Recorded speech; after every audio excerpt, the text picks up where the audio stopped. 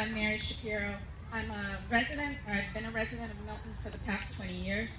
My children went through Milton Public Schools. I've been an educator here for the last 15 of those years. And I'm here to talk about educating our children.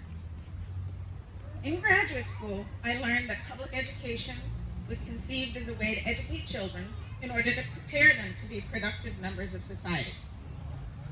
So it was funny because when I first learned this fact, I was surprised. I had always thought that the purpose of education was to learn things, right? To become smarter. Period. I didn't realize I had been groomed to be a productive member of society.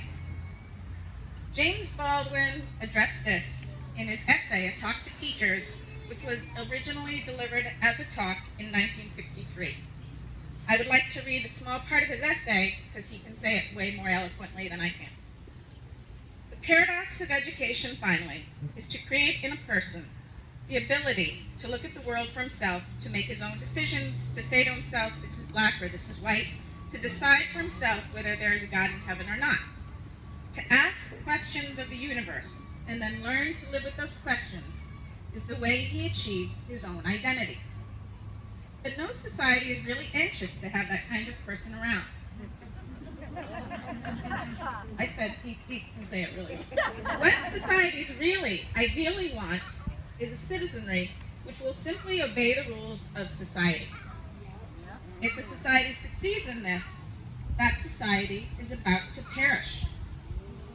The obligation of anyone who thinks of himself as responsible is to examine society and try to change it and to fight it at no matter what risk. This is the only hope society has. This is the only way societies change. We are gathered here today in support of implementing anti-racist teaching and learning within our schools. The fact of the matter is, racism exists in every part of the American system. Racist policies maintain the power differential between whites and blacks upon which that very system was built. These policies result in racial inequities, which in turn lead to the development of racist ideas.